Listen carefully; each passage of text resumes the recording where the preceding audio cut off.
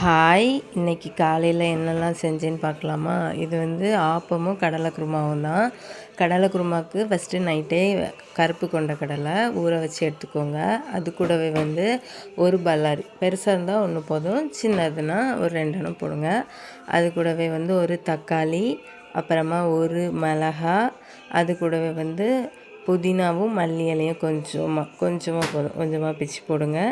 சின்ன துண்டு இஞ்சியும் ஒரு 2 பல் பூண்டும் நல்லா தட்டி அது கூட போட்டு விசில் வச்சு ஒரு 5 விசில் வச்சுருங்க.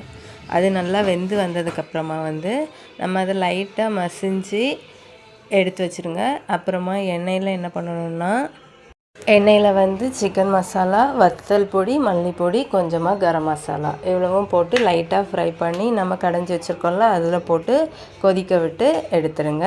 அப்புறமா பக்கத்தில் ஆப்பமும் சுட்டு அந்த கடலைக்கறியும் ஊற்றி நல்லா சாப்பிட்லாம். ஆப்பமும் சூப்பராக வந்துச்சு, கடலைக்கறியும் ஊற்றி சாப்பிடுங்க.